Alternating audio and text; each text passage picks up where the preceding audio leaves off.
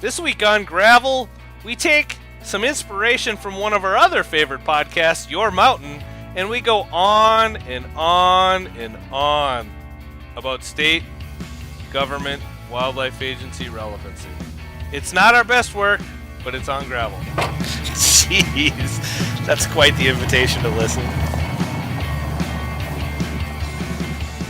Well, hello, America. You have once again found yourself on the idle byways of America, of this great nation, on Gravel. I'm recording today from my lovely domicile. I'm downstairs in a relatively new house, though it feels like, even though we've only been in here a few months, that we've lived in here for years.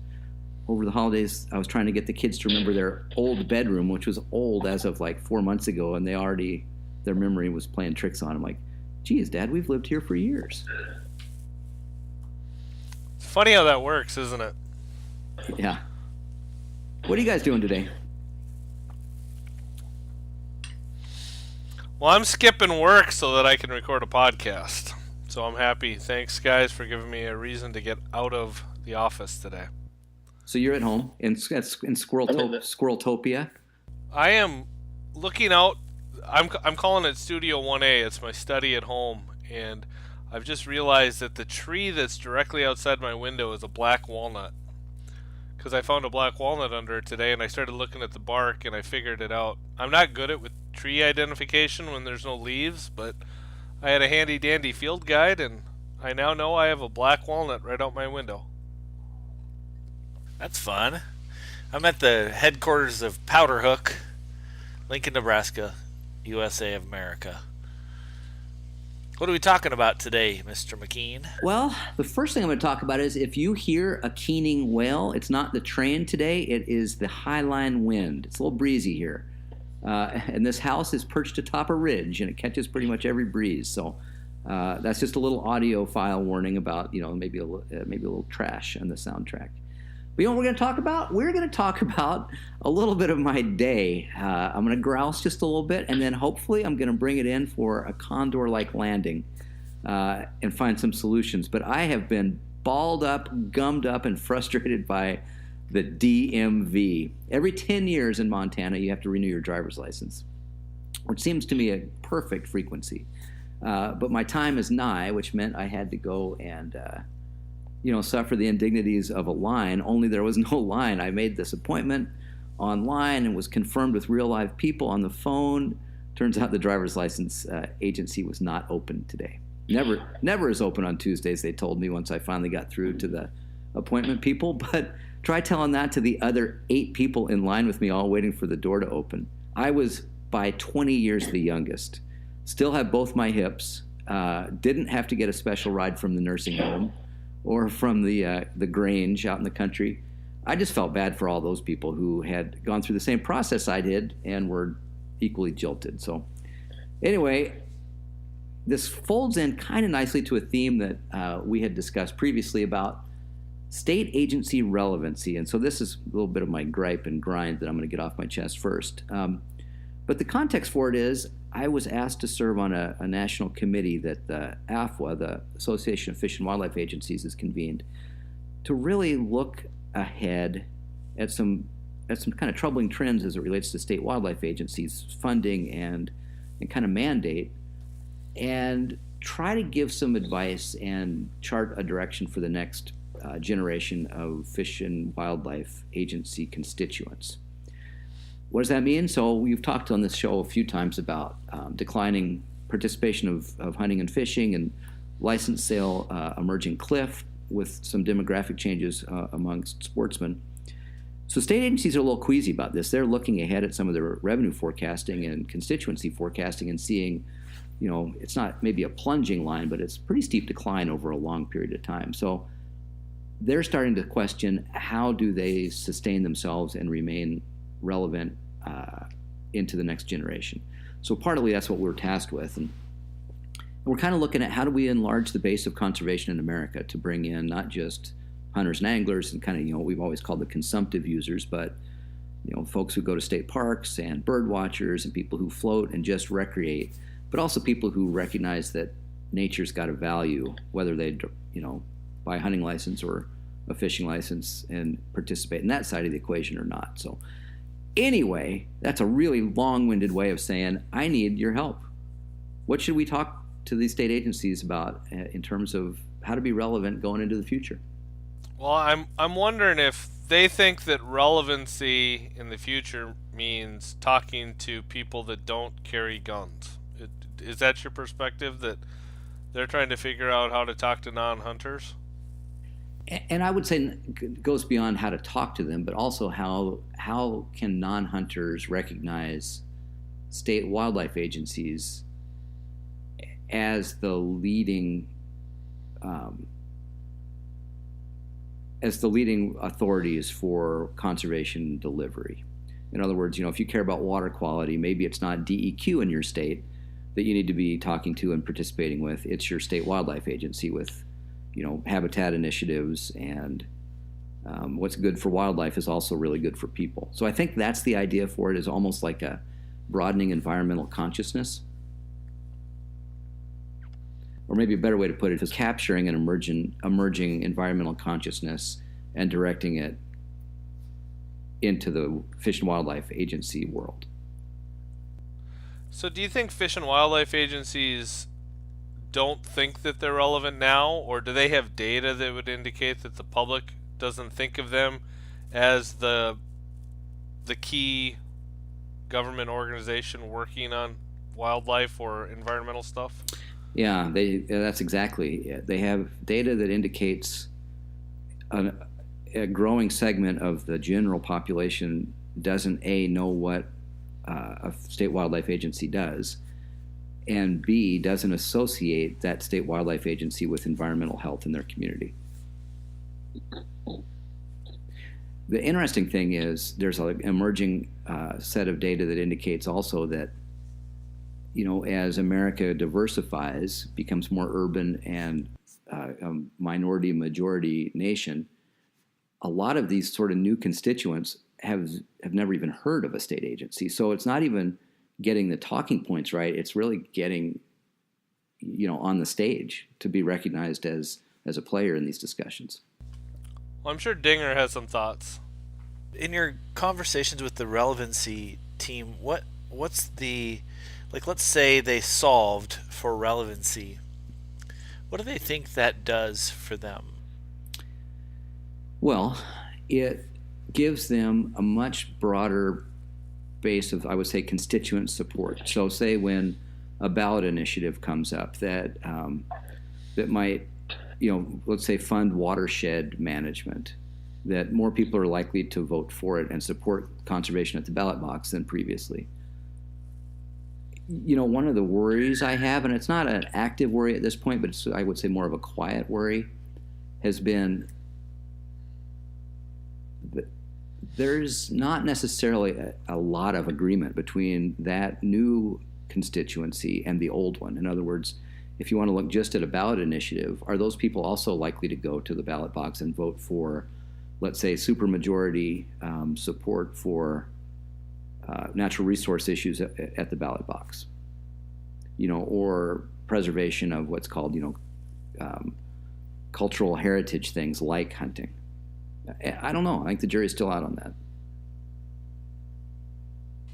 So I have a fair amount of experience working with state agencies. Powderhook today counts as partners 8 different state agencies, and we work with, or are in the process of working with, dozens of others. And the concept of relevancy, fits my background a little bit, in that prior to becoming part of Powderhook or starting Powderhook, what I did was I had a branding agency, and our job was to create reach and sales and impressions and clicks and things for brands that maybe didn't use the term relevancy.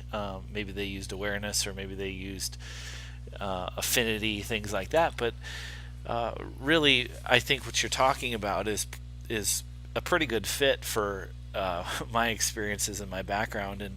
And the thing that I've come to know about state agencies and the people that work at state agencies is, for the most part, across the board, I find that there's a bunch of really good, really well-intended people who, especially in the conservation world, care greatly about the resource that they exist or that their job exists to protect or conserve or facilitate. But I find that those people are working in a system that really, really works against them in many ways. And there's a lot of examples of that. I'd be happy to share a couple of them. But I really do. I have gained a lot of empathy for how hard their job is. Not necessarily because it's hard to do, say, marketing for a state agency, but one of the things that I believe any engaged employee, any engaged team member needs is he needs something to be accountable for and to work toward together. And one of the things I see in agencies is a lot of people doing a lot of stuff, a lot of activity, but very little of what I consider kind of mission, vision, values, and goals that would amount to something specific to work for. And so in the case of Powderhook, we have a goal of increasing our user base from X to Y. Well, that creates a singularity of purpose, and it gives us something to look at and the ability to go home and feel successful from one day to the next based on our contribution toward that goal. And one of the ways in which I think the agency system, not just conservation agencies, but one of the downfalls of working in government is sometimes the goal to work toward is keeping your job or staying out of the newspaper, not ruffling feathers, not taking risks, keeping it safe, keeping the agency out of the newspaper, that kind of thing. And that creates a culture. A byproduct of that is a culture that's averse to risk and averse to trying new things, and or can be anyways, not always. A second thought I have about agencies, and especially I think this is true of fish and wildlife agencies, each of our listeners probably can think of, their Minnesota DNR or their Nebraska Game and Parks or their Arkansas Game and Fish, the place that you go buy your fishing license or your hunting license. And one of the things that I think is a major struggle for their teams is those agencies are running or facilitating or helping to run what I consider to be dozens of different business models. And I'll give you an example from just our state here in Nebraska, but the state of Nebraska is running shooting ranges.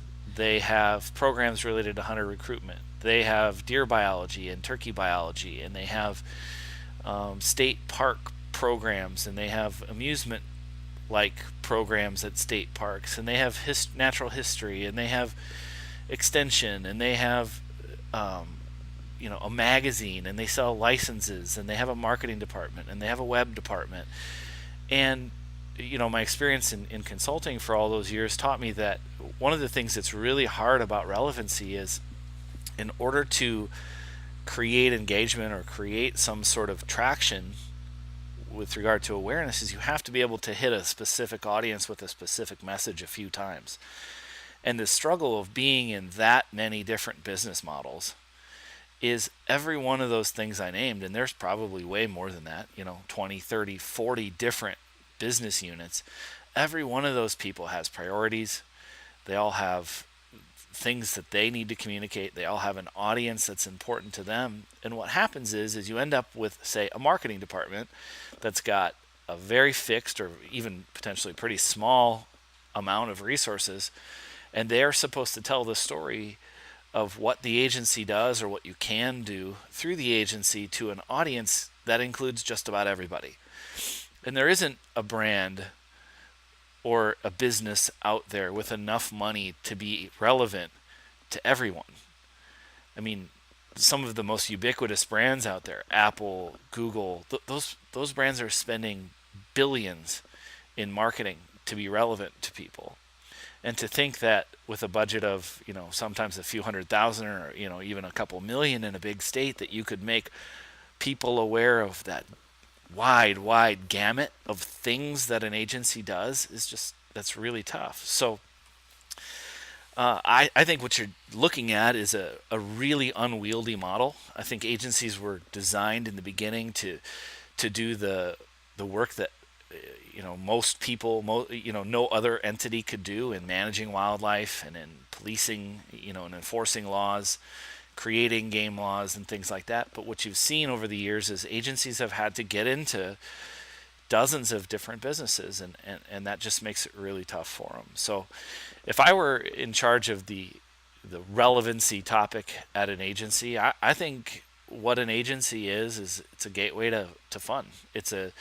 People enjoy and love the outdoors. Hunting is widely approved by the American public. Fishing is even more widely approved. Everybody loves wildlife. Everybody cares that we have clean food and water, and water, or at least on some level cares that they have clean water anyway.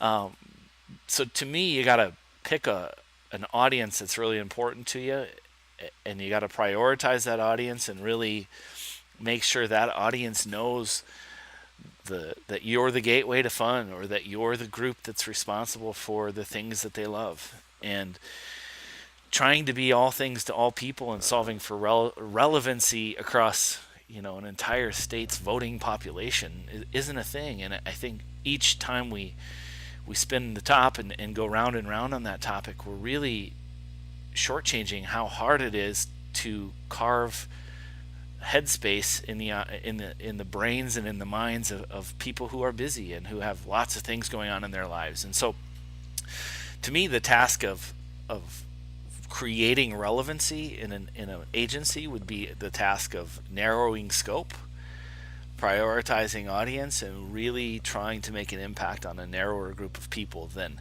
everybody in the state. Well, what do you think, Bronson? Yeah, I want to get Bronson's take on this, because I think in some ways what you're talking about is a return to the charter, the state charter. And I'm not aware, I'd like Bronson to talk a little bit about what the public trust doctrine looks like and how state agencies, fly that flag. But I'm not aware that charter has really changed in a lot of states over time. No, it hasn't. I mean, the public trust is that natural resources, fish and wildlife, water, all of those things that are natural resources don't belong to the government. They belong to the people, and that we all have an equal right to enjoy and access them. So they're held in trust by the designated state wildlife agencies when we talk about fish and wildlife.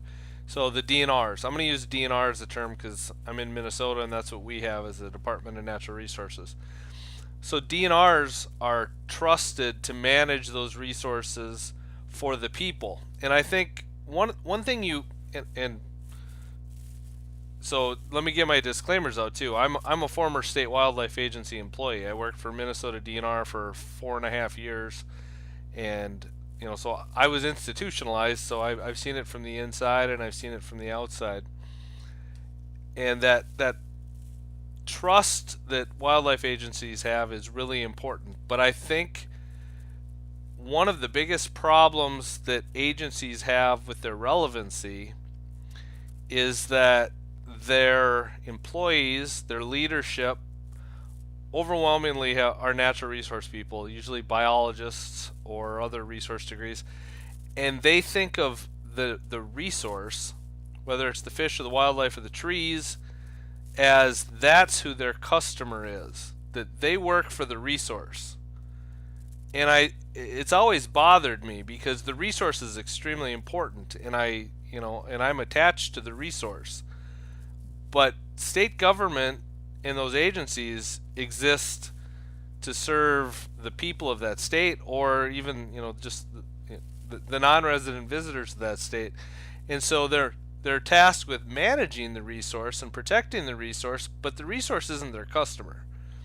And so when you hear that mantra that comes out of biologists' mouths so much, that for the resource, for the resource, for the resource, they forget that they're managing that resource so that it can be enjoyed in multiple uses by a lot of different people. So to kind of bring back a couple of things that both of you have talked about, essentially what we have is the DNR brand today is split between the hunters and the folks that they've traditionally served, a lot of them have a pretty negative attitude because it's restrictive and they don't get to do what they want to do and they don't think the agency manages well. And then the general public, who's also part of their constituency, doesn't even know they exist. So their brand oftentimes is either negative to their core customer base, and their brand doesn't even show up on the radar screen for the rest of the public. Yeah, that's a bad situation to be in for a business or anybody who's trying to create a relevant brand identity. Don't you think, Dinger? Well, and I would take that a step further and say that, if we're not giving the employees of our organization, whether it's a business or an agency or anything, something to work towards. I mean, one of the mantras that really helped us build our business, the business I had before Powderhook, was the concept of building a brand really happens from the inside out. And what I mean by that is, if your employees are disenfranchised by their work, there is no marketing or relevancy strategy that can be done that is going to make the wider public appreciate and enjoy you. I'll use a tangible example, but if every time you go to Shopko or Kmart, or we'll use Target because everybody but McKean has a Target somewhere close to them. If every time you go there, those people that you interact with are miserable and not enjoying their jobs or not welcoming to you as your customer, there is no marketing that's going to overcome that over time. And so if I were to be a part of this relevancy conversation, what I would implore people to think about is, how do you get state agency staff members bought in toward something that everybody can be excited about and proud to talk about? Because that leaches through all of what we call the customer experience, which is inclusive of brand, but it's everything that comes out of the agency reflects the culture of the agency. And if the culture of the agency is one working towards important things, and the people that are doing that work are bought in to work towards those things, then it becomes much easier to take that a step wider and talk about a priority audience of, let's say it's influencers, or let's say it's the game commission, or let's say it's the heads of the various nonprofit organizations that happen to work in that state, or whatever it may be. You can't skip ahead to the general public until the people closest to the brand care about it and feel it's relevant in their lives. And so I guess that's how I would answer your question is, until we solve the mechanical issues that result in disenfranchised employees, and Andrew's example of going to the DMV and talking to exasperated people at the point of sale is a really good example of that.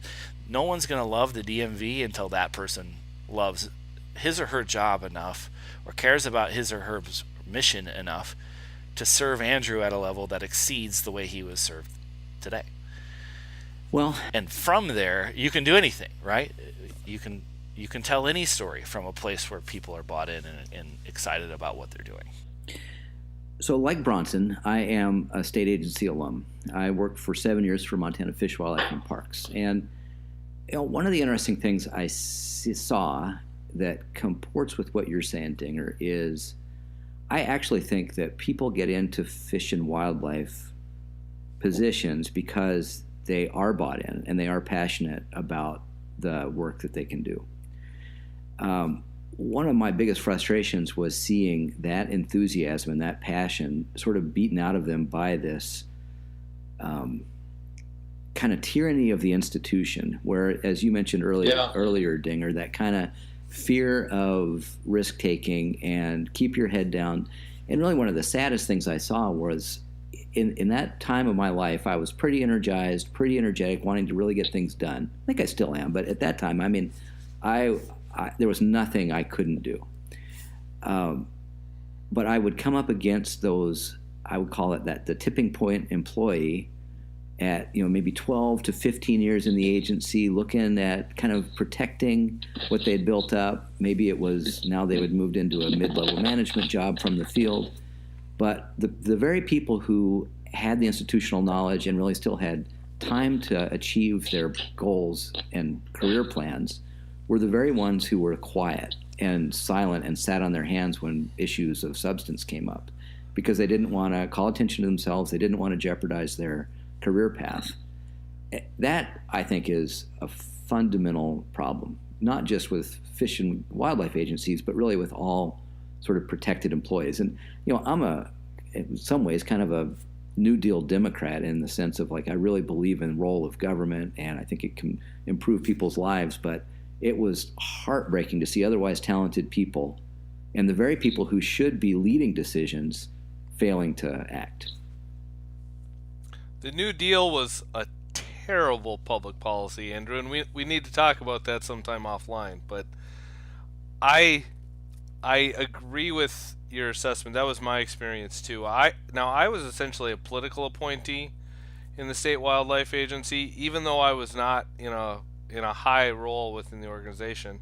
But the governor of Minnesota and the DNR commissioner wanted to create a hunter recruitment program back in 2003, and they appointed me to that position. And so I came in and had an agency that was largely hostile towards me. So I had the double situation where I was coming in from the outside, and then everybody was hostile to me because they felt I was an interloper. But I think that opportunity, coming from the outside, having political cover from outside the agency, enabled me to achieve a lot of things that wouldn't have been able to be achieved by an insider, because I didn't care that everybody else in the agency was telling me no, because none of them wanted to talk to me at lunch break anyway. So I wasn't there to be friends with them. I was there to try to achieve objectives. And I think what we saw was Minnesota had a pretty robust hunter recruitment program long before a lot of other agencies did, because I didn't have to deal with the inertia that exists in an agency. Because you're right, when you've got that protected class of state government, protecting budgets ends up becoming one of your top priorities. It's more than just at the end of the year spending money on everything because you don't want to give any of it back because you want to get it the next year. It's also doing activities like Eric had mentioned, rather than looking out for what's the best way to achieve an outcome. And that happens in state agencies. I see it in corporations all the time too. It's not unique to just governments. I think it's probably true of any big organization. Being a disruptor though in state government is hard. And the other thing that I used to see in state government a lot of times is that it was so hard to fire somebody who was doing a bad job. I mean, unless you could catch them using their state computer for porn, you couldn't get rid of them. And so people ended up often getting promoted because it was easier to promote a person out of the job and get them where they weren't going to be a roadblock to the program that was important. So you gave them a promotion to move them somewhere else and try to bring someone else in. That's always been a problem, and I don't know that we're going to be able to solve that situation. But I think as we talk about relevancy, getting states to shift their focus on who their customer is important. I look at a few places. I think Arizona over the last 6-7 years really did that, and I've seen some real positive things coming from that agency where they have a real customer focus. I'm sure there's other examples of states that are doing that, but those are some of the things that I've seen. A couple of the things that I'll offer that, for our listener who's, probably got their own opinion on state agencies, a couple of the things that I've learned since working more directly with them is I've learned to have a lot more empathy for kind of the many masters each person at an agency has to serve. And I'll give you an example from an agency I won't name, but, we had agreed to begin working on something together that was really pretty cool and would have contributed to the agency's relevancy, certainly, and it was different and it was a risk. But 3 months ago, they said, we're in an election cycle. We're going to get a new governor here and a whole bunch of new legislators, and we've been ordered to stand down until we kind of get our new marching orders from whoever ends up our director, and kind of will tell us our fate on what we can do going forward. That's not something that at least I ever have to think about in the private sector, is a period of a full quarter where their job is to wait. That would be incredibly stressful for me. And the other thing that I think agencies have to do, that I know I've gained a lot of empathy for, is a state or federal agency has the imperative to solve for what I would call an all problem. So what's neat about, Andrew, your writing, or Ryan, your shot shell, is you are not solving an all problem. You are solving a problem for a specific type of customer, for a specific use case, or for a specific need or demand or want. When you are an agency, I'll use a license as an example, your job as the agency, or at least as it's interpreted, is everybody who can legally buy a license needs the ability to buy one. So that leads you to solve for disabilities, to solve for languages, to solve for the remotest corners of the state where all people have to be able to buy a license. So that means the gas station, on the corner 30 miles from the nearest town needs to be able to be supported. And so those all problems make this job much more difficult than I assessed it to be from the outside. Now, we can debate the merits of that, but the agency exists to serve the people. And one of the hard things, like I said, is that means all the people, not just just the hunters, or just the fishermen, or just the people from the urban areas, or just the people from the rural areas, or just the people who can read, or just the people who can read in English. It's all. And that creates a lot of complexities that I know I didn't fully consider before learning about what people in an agency deal with.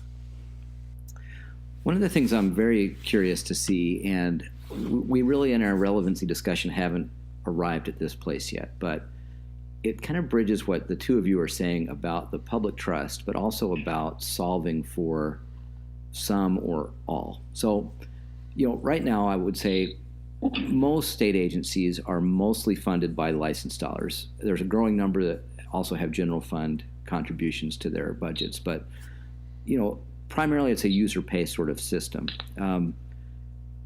that gives you a pretty defined set of constituencies or constituents, and it gives the constituents kind of a little bit of sand in the game, a little grit in the game. I'm curious to see how the complexion and kind of culture of an agency changes so that's, I would say, solving for some. It's not the entire population, it's that population of licensed buyers and users. As state agencies try to broaden their base and their relevancy to appeal to people who are not buying into the system and kind of that identified subset of the whole population, I'm curious to see how that changes that mandate and the solving for now all. I think you're right, Dinger. If we can't solve for some, it's going to be really hard to solve for all. Well, and I think that illustrates the really important difference that I hope people are drawing between delivery of a program or delivery of a service that no one else can provide, like selling a license, and then promoting or marketing or storytelling to an audience that can take that message and turn it into relevancy, or can take that message and create buy-in for whatever you're doing. So from a communications and relevancy standpoint, you're never going to be relevant to all. From a program delivery standpoint, you may have to solve for all. And I think sometimes we get, at least the communicators and the people that are talking about relevancy that I hear of, almost suppose it as if they need to be relevant to all people to whom they could sell a license or to whom they could sell a park permit. And it's that as marketers or communicators or people who deal in relevancy or any sort of social science, we know that there is no one message that makes sense to really any two of those cross sections of people.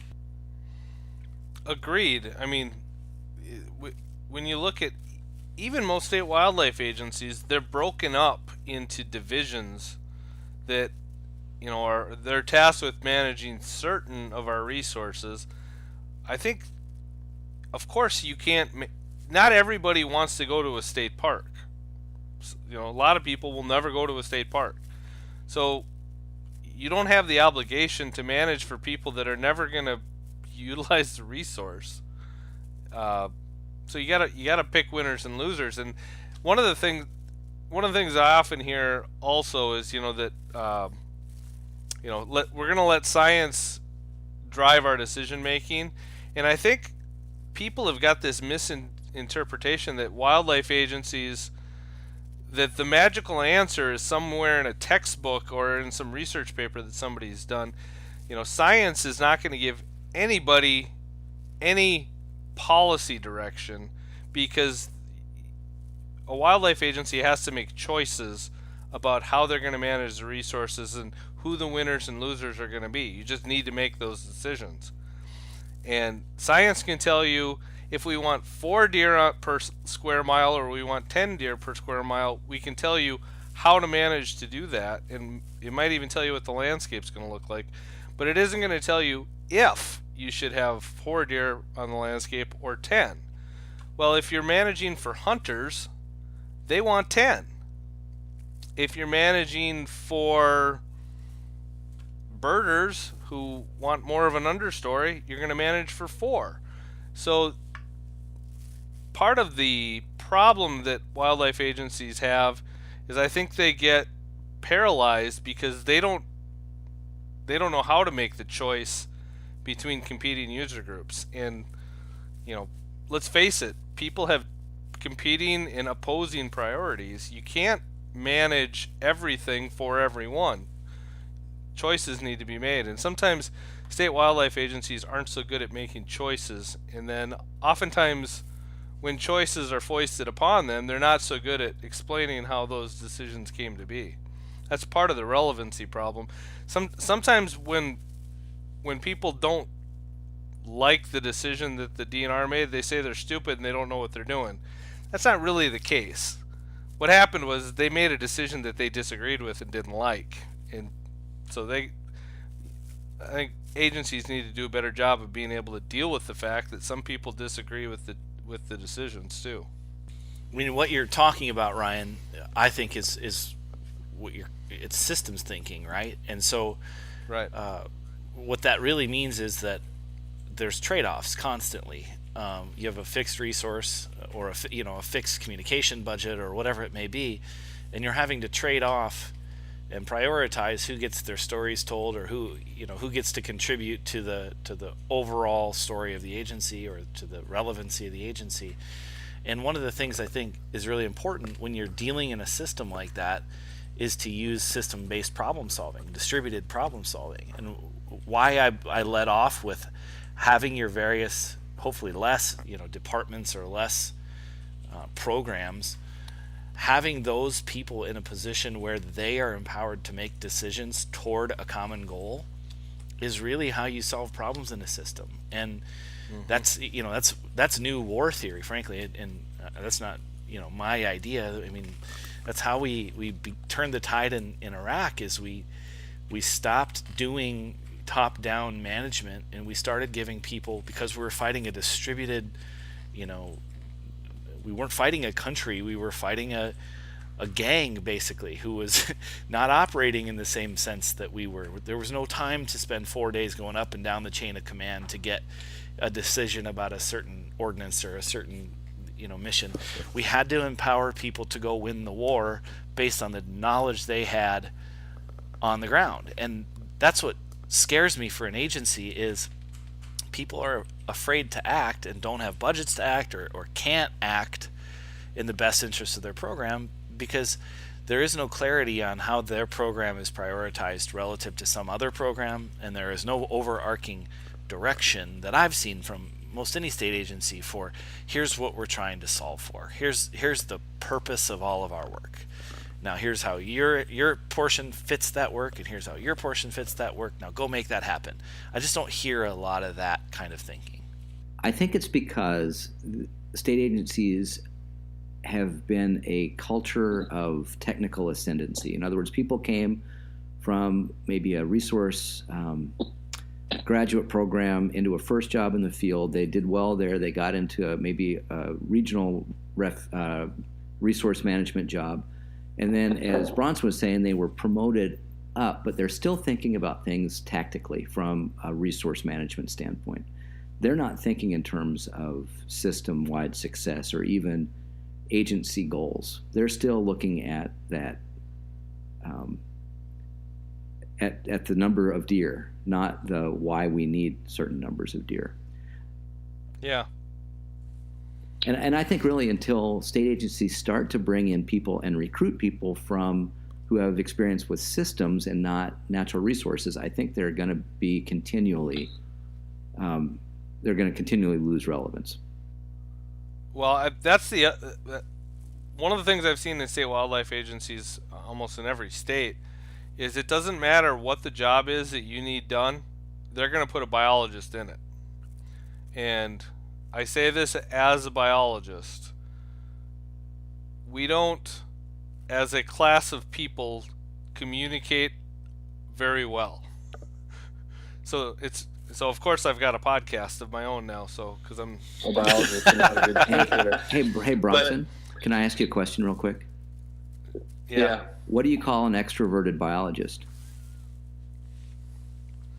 What do you call an extroverted biologist? He's the one who's looking at somebody else's shoes. That's right. That gets 3.5 on the Kinnometer, if you ask me. Okay, sorry. You were in the middle of a lovely rant, and I just totally broke your. No. Remember, I gave up ranting for New Year's, but so that's part of the problem. And one of the things that I used to see this is strictly relating to Minnesota DNR Division of Wildlife, is that there was an attitude that if you left the field and moved to the central office in St. Paul to take one of the leadership jobs, that you were selling out, that you weren't a real biologist anymore, you weren't the real deal.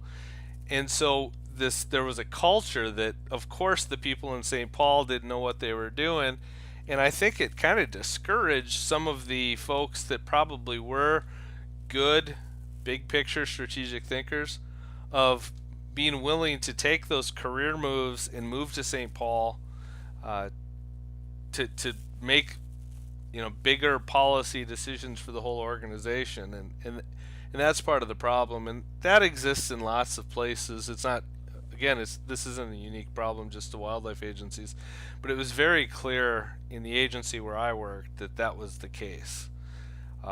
That's a cultural thing, I think. Well, and I can't always blame everybody. I mean, I've said it on this podcast before. Rising to a leadership role and being the state deer biologist in Minnesota or Wisconsin possibly could be the most dangerous and hardest job in America, because everyone knows more about deer than you and nobody thinks you're doing it right. That's hard. That's really hard. And yet it's really important that good people seek those jobs out, seek those leadership roles. So maybe I need to go read one of Dinger's Navy SEALs leadership books, and it might help provide some answers to how we can fix that. Decision making has to happen at the point where the customer interacts with your employee, or where the job happens is where the decisions need to happen. The closer we get to that, the more nimble and agile we can be, but you can't just jump to that. You got to have a common purpose. It's easy to find a common purpose in a war, right? We want to win the war, but I'll give you a great example from that, and this was really informative. It really kind of turned the light bulb on in my brain, but this is analogous in every way to the work an agency does. So we actually hosted a Navy SEAL here in Lincoln, and he was talking about how for years in the War on Terror we would miss ISIS leadership. We would find them, our teams would do their job, and then they would devise a plan of attack, get permission to execute, and 3 days later when they went to execute, somehow or another they constantly and consistently missed those people. They were no longer there. They had moved, or they had gotten wind, or in every way they had failed their mission, not because they hadn't done the recon right and not because they didn't know what they were wanting to do or should have done. It's because they didn't have the permission to act at the place where they needed to be able to make a decision. And so what happened in the SEAL Team 6 was the kind of progenitive group that really started this, was they basically said, our job is to win the war. Your job is to find and take out ISIS leaders, and when you find one and when you have a confirmation of that, you have us as cover to say we have given you permission to act on it when you think it's time to act on it. And that had never been done in the military. That goes completely against the sort of chain of command rule in the military. But what it did is it gave people the ability to act and to get things done. And it's credited, or at least these guys said so, it's credited with having turned the war against these non-nation state gangs, basically, aren't following the typical chain of command that a country would if we were fighting a country. And so for us to get rid of our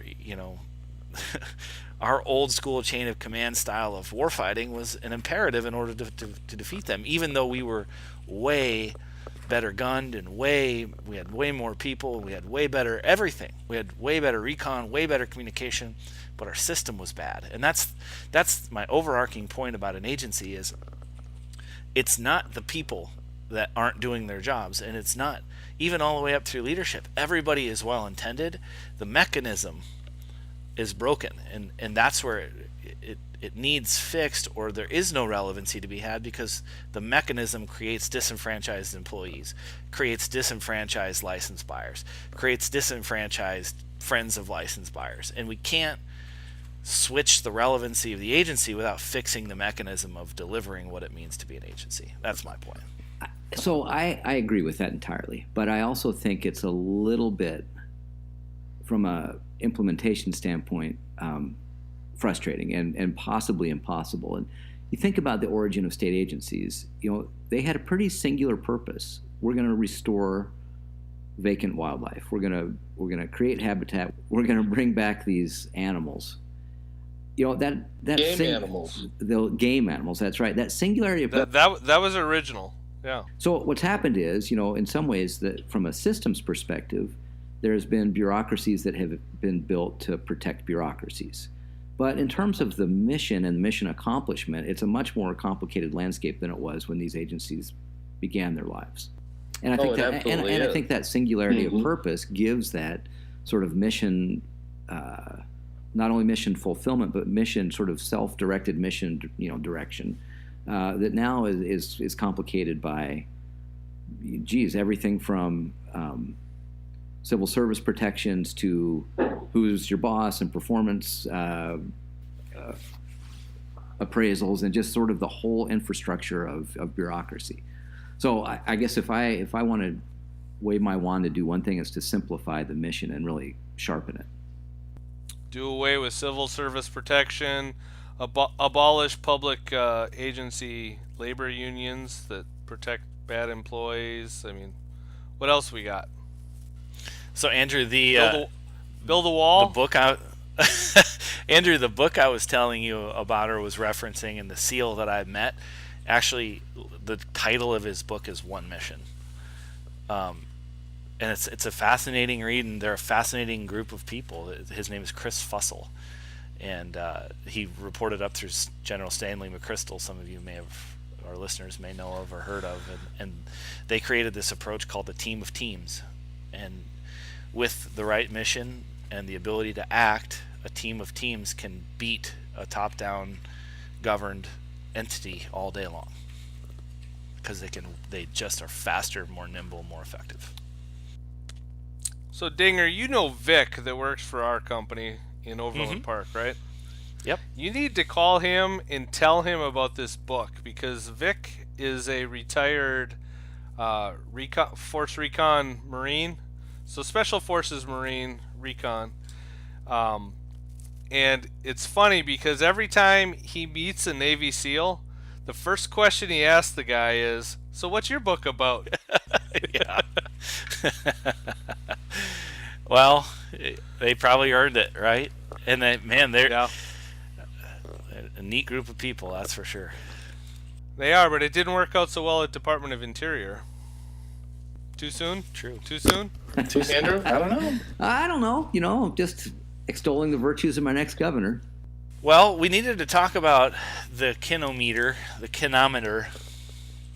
You two prepared for that conversation? I feel that, maybe it's just the short days and the keening wind, the plummeting mercury, but I feel some ice fishing discussion coming on, but maybe not. Maybe not. We can talk about the Kinnometer, but I have a question for you first. That I'm going to phrase in the form of an answer. So this is Jeopardy. This is Jeopardy. The answer is Polaroid. What is the camera? Nope.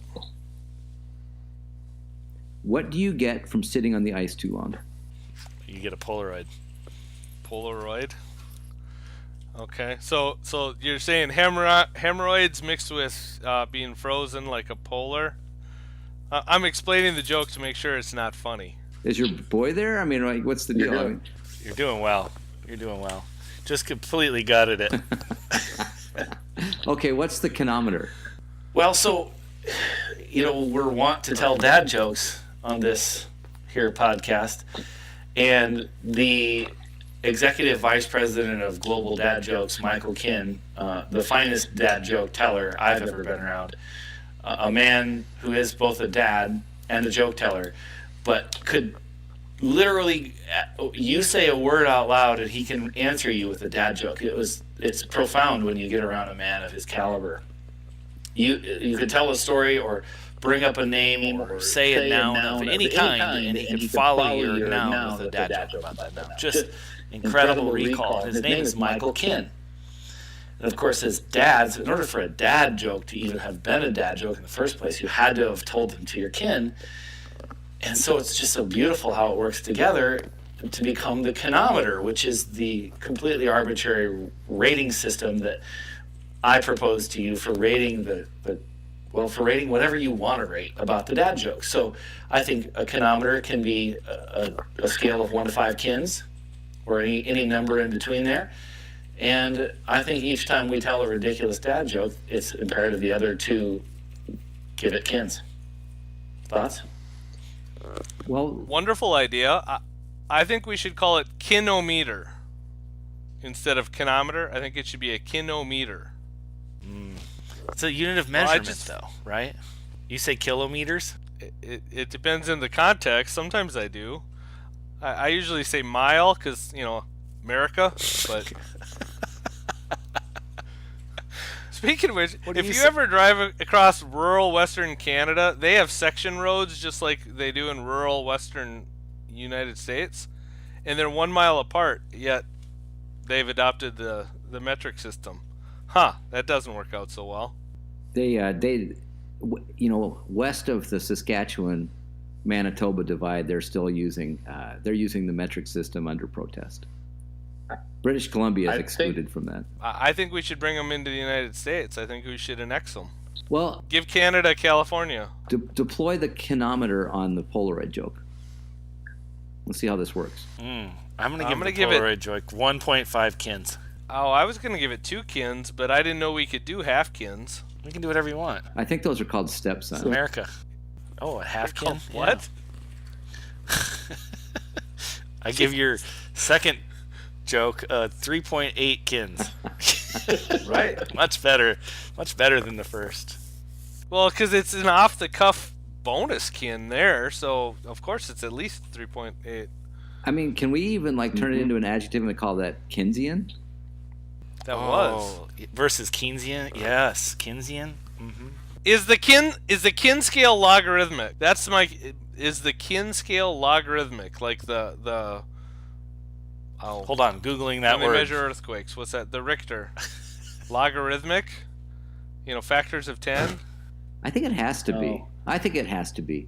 Because if you look at it from an arithmetic standpoint, it just is a true 5 is... almost impossible. It's almost impossible, but It's more of impossible on a Richter scale than an arithmetic scale, I think. If you hit 5 kins, that you would shake with such mirth from the laughter that it would be devastating. I think the summer cows joke is as close to 5 kins as I've ever heard. See them summer cows over there? Some are black, some are brown.